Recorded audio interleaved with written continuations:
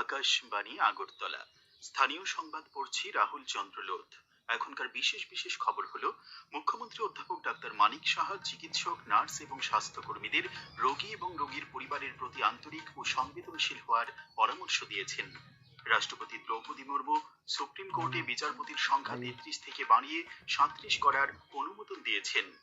Narcotics control bureau Bharat মায়ানমারের মধ্যে মাদক সিন্ডিকেটের মূল পান্ডা থান চিন তোয়াংকে গ্রেফতার করেছে। নেট ইউজি পরীক্ষার প্রশ্নপত্র ফাঁস কাণ্ডের অন্যতম প্রধান অভিযুক্ত মনীষা গুরুনাথ মান্ধারেকে 14 দিনের জন্য সিবিআই এর হেফাজতে পাঠানো হয়েছে। টিসিএ পরিচালিত তপন স্মৃতি ঘরোয়া নকআউট ক্রিকেট প্রতিযোগিতায় কসমোপলিটন ক্লাব চ্যাম্পিয়ন হয়েছে। এবারে বিস্তারিত সংবাদ। মুখ্যমন্ত্রী অধ্যাপক ডাক্তার মানিক সাহা চিকিৎসক, নার্স ও স্বাস্থ্যকর্মীদের রোগী এবং রোগীর পরিবারের প্রতি আন্তরিক ও সংবেদনশীল হওয়ার পরামর্শ দিয়েছেন। আজ আগরতলা সরকারি ডেন্টাল কলেজের অডিটোরিয়ামে আন্তর্জাতিক নার্স দিবস উপলক্ষে আয়োজিত রক্তদান শিবিরের উদ্বোধনী অনুষ্ঠানে বক্তব্য রাখতে গিয়ে তিনি এই পরামর্শ দেন। তিনি বলেন, চিকিৎসা ক্ষেত্রে নার্সদের ভূমিকা খুবই গুরুত্বপূর্ণ। হাসপাতালের সুনাম এবং রোগীদের সুস্থতা অনেকাংশেই নার্সদের নিষ্ঠা ও দায়িত্বশীলতার উপর নির্ভর করে। মানুষের সেবা করার সুযোগ প্রত্যেকে পায় না, কিন্তু নার্স ও স্বাস্থ্যকর্মীরা প্রতিদিন এই মহান দায়িত্ব পালন করছেন। তাই তাদের কাজ শুধু পেশা নয়, এটি এক মানবিক অঙ্গীকারও বটে। মুখ্যমন্ত্রী আরো বলেন, অনেক সময় রোগীর পরিবার মানসিকভাবে অত্যন্ত বিব্রত হয়ে পড়ে থাকেন।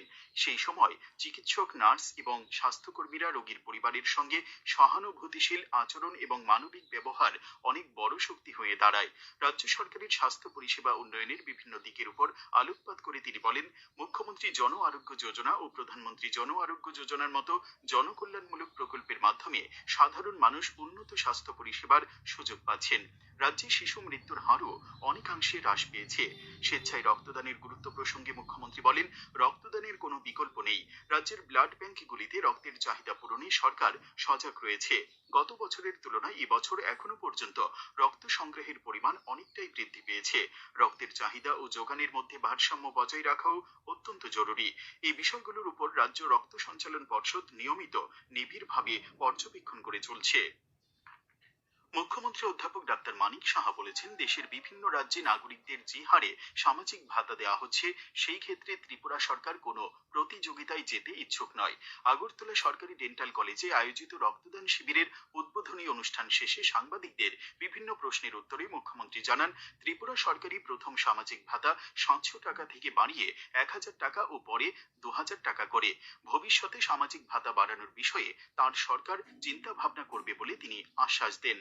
রাজ্যে বিভিন্ন অংশে রাস্তাঘাটের বেহাল অবস্থা নিয়ে তিনি বলেন, রাস্তা নির্মাণের কাজ চলছে, তার জন্য নাগরিকদের কিছুটা দুর্ভোগ সহ্য করতে হচ্ছে। খোয়াই, কমলপুর, কৈলাসহর প্রভৃতি মহকুমায় জাতীয় সড়কের সংস্কারের বিষয়ে কেন্দ্রীয় সরকারকে অবহিত করা হয়েছে এবং সংশ্লিষ্ট কেন্দ্রীয় মন্ত্রক থেকে এই বিষয়ে বিশেষজ্ঞ দলও রাজ্যে পাঠানো হয়েছে বলে তিনি উল্লেখ করেন। রাষ্ট্রপতি দ্রৌপদী মুর্মু সুপ্রিম কোর্টে বিচারপতির সংখ্যা 33 থেকে বাড়িয়ে 37 করার অনুমোদন দিয়েছেন। আইন ও বিচার মন্ত্রকের প্রকাশিত গেজেট বিজ্ঞপ্তি অনুযায়ী সুপ্রিম কোর্টে বিচারকের সংখ্যা সংক্রান্ত আইন 1956 এ সংশোধন এনে এই অধ্যাদেশ জারি করা হয়েছে।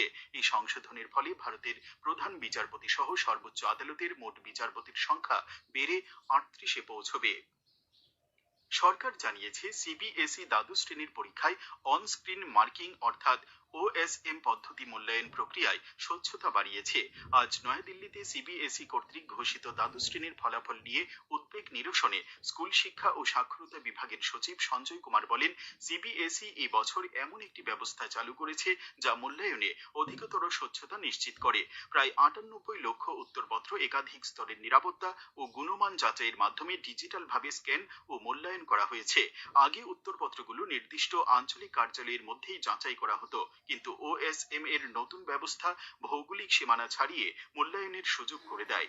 সচিব সঞ্জয় কুমার আরো বলেন, ডিজিটাল ব্যবস্থা মোট নম্বরের হিসেব ভুল কমায় এবং অভিন্ন নম্বর প্রদান নিশ্চিত করে। পুনর্মূল্যায়নের বিষয়ে তিনি বলেন, যে সমস্ত শিক্ষার্থী পুনর্মূল্যায়ন করতে চায় তাদের জন্য সিবিএসই মোট ফি কমিয়ে স্বস্তি দিয়েছে। উত্তরপত্র দেখার জন্য 100 টাকা, যাচাইয়ের জন্য 100 টাকা এবং পুনর্মূল্যায়নের জন্য প্রতি প্রশ্নে 25 টাকা ধার্য করা হয়েছে। তিনি উল্লেখ করেন, পুনর্মূল্যায়নের পর নম্বর বাড়লে ফি ফেরত দেওয়া হবে। এ মাসের 19 তারিখ থেকে পুনর্মূল্যায়ন প্রক্রিয়া শুরু হবে। নার্কোটিক্স কন্ট্রোল ব্যুরো অর্থাৎ এনসিবি ভারত মায়ানমারের মধ্যে প্রধান মাদক সিন্ডিকেট ভেঙে দিয়েছে। নার্কোটিক্স কন্ট্রোল ব্যুরো আগরতলা কার্যালয়ের আধিকারিকদের একটি টিম গতকাল নয়াদিল্লি থেকে এই সিন্ডিকেটের মায়ানমার ভিত্তিক মূল পান্ডা থান চিন তোয়াংকে গ্রেফতার করেছে। তাকে আজ আইজলে আদালতে সোপর্দ করা হয়েছে।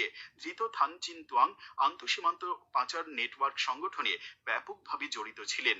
সে মিজোরাম, মণিপুর, আসাম এবং ত্রিপুরার মধ্য দিয়ে মাদকের চালান ভারত ও বাংলাদেশের বিভিন্ন অংশে পাচার করত। ব্যাপক নজরদারি, গোয়েন্দা তথ্য সংগ্রহ, সমন্বিত আন্তঃরাজ্য সহযোগিতা এবং ধারাবাহিক ফলো আপ অভিযানের মাধ্যমে ভারত মায়ানমার সীমান্ত বরাবর সক্রিয় আন্তর্জাতিক মাদক পাচারকারী নেটওয়ার্কগুলির বিরুদ্ধে চলমান অভিযানে নার্কোটিক্স কন্ট্রোল ব্যুরো অর্থাৎ এনসিবি এই ক্ষেত্রে একটি বড় সাফল্য অর্জন করেছে। ঊনকোটি জেলার ফটিকরাই দ্বাদশ শ্রেণী বিদ্যালয়ে বিজেপির উদ্যোগে আজ থেকে শুরু হয়েছে দুদিনের দীনদয়াল উপাধ্যায় প্রশিক্ষণ মহা অভিযানের অন্তর্গত মন্ডল প্রশিক্ষণ বর্গ। উদ্বোধনী অনুষ্ঠানে উপস্থিত ছিলেন প্রাণী সম্পদ বিকাশ মন্ত্রী সুধাংশু দাস, ঊনকোটি জেলা পরিষদের সভাধিপতি অমলেন্দু দাস, বিজেপির প্রদেশ কমিটির সদস্য মৃণাল কান্তি নাথ, মন্ডল সভাপতি তরুণ কুমার দাস প্রমুখ। প্রশিক্ষণ কর্মসূচিতে 215 জন প্রশিক্ষণার্থী অংশ নিয়েছেন। এই খবর আপনারা শুনছেন আকাশবাণীর আগরতলা কেন্দ্র থেকে। আকাশবাণীর সংবাদের আপডেট পেতে লগ ইন করুন www.newsonair.com এবং নিউজ অন এআইআর অ্যাপ এবং টুইটার ও ফেসবুক প্ল্যাটফর্মে এআইআর নিউজ এলার্টসে। ইউটিউবে লক্ষ্য করুন নিউজ অন এআইআর অফিসিয়ালে। এছাড়াও আকাশবাণী আগরতলার সংবাদ আপডেট পেতে দেখুন টুইটার বা এক্স হ্যান্ডেলে আকাশবাণী নিউজ আগরতলা, ফেসবুকে এআইআর নিউজ আগরতলা এবং ইউটিউবে Akashvani news Agartala. NEET UG পরীক্ষার প্রশ্নপত্র ফাঁসকাণ্ডের অন্যতম প্রধান অভিযুক্ত মনীষা গুরুনাথ মান্ধারীকে 14 দিনের জন্য সিবিআই এর হেফাজতে পাঠালো দিল্লির রাউস এভিনিউ আদালত। আজ সকালে মনীষা মান্ধারীকে সিবিআই বিচারকের সামনে হাজির করার জন্য রাউস এভিনিউ আদালতে নিয়ে আসে। সিবিআই এর পুঙ্খানুপুঙ্খ জিজ্ঞাসাবাদের পর এই মামলার অন্যতম প্রধান অভিযুক্ত পুনের সিনিয়র উদ্ভিদবিদ্যার শিক্ষিকা মনীষা গুরুনাথ মান্ধারীকে গ্রেফতার করা হয়। হরমুজ প্রণালী অতিক্রম করে এলপিজি নিয়ে দেশে এলো আরো একটি জাহাজ। পশ্চিম এশিয়ায় উদ্ভূত অস্থিরতার মধ্যে ভারতের জন্য যা স্বস্তিদায়ক, মিটবে জ্বালানির ঘাটতি। মার্শাল দ্বীপপুঞ্জের পতাকাবাহী প্রায় 20,000 টন এলপিজি বহনকারী জাহাজ সিমি কান্থলা বন্দরে এসে পৌঁছেছে। সিমি গত 13 মে হরমুজ প্রণালী অতিক্রম করেছিল, আর আজ গুজরাটের কচ্ছের কান্থলা বন্দরে এসে পৌঁছেছে জাহাজটি।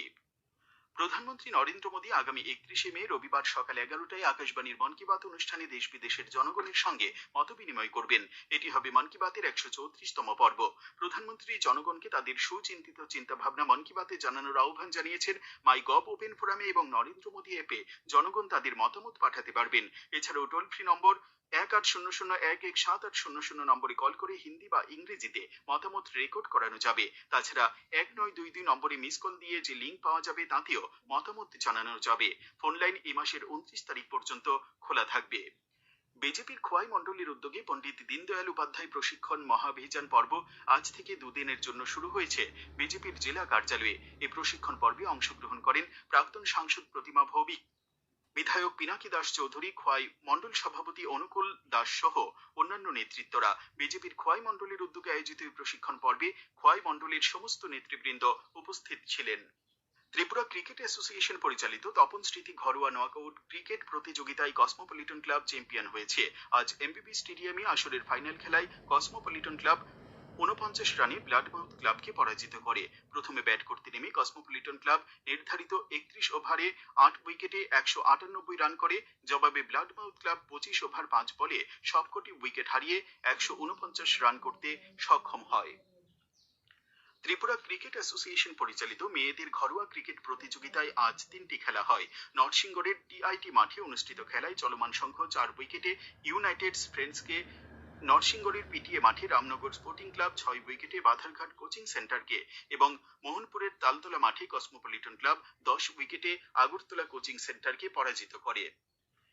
আগামী 24 ঘন্টায় রাজ্যের সবকটি জেলায় ভারী বৃষ্টিপাত সহ ঘন্টায় 40 থেকে 50 কিলোমিটার বেগে ঝড়ো হওয়ার সতর্কতা জারি করেছে আবহাওয়া দপ্তর। আগামীকাল দিনের সর্বোচ্চ তাপমাত্রা 35 ডিগ্রি সেলসিয়াস এবং সর্বনিম্ন 23 ডিগ্রি সেলসিয়াসের কাছাকাছি থাকতে পারে। আজ দিনের সর্বোচ্চ তাপমাত্রা ছিল 33.6 ডিগ্রি সেলসিয়াস এবং সর্বনিম্ন 24.9 ডিগ্রি সেলসিয়াস। শেষ করার আগে খবরের বিশেষ অংশগুলি আরেকবার পড়ছি। মুখ্যমন্ত্রী অধ্যাপক ডাক্তার মানিক সাহা চিকিৎসক, নার্স ও স্বাস্থ্যকর্মীদের রোগী এবং রোগীর পরিবারের প্রতি আন্তরিক ও সংবেদনশীল হওয়ার পরামর্শ দিয়েছেন।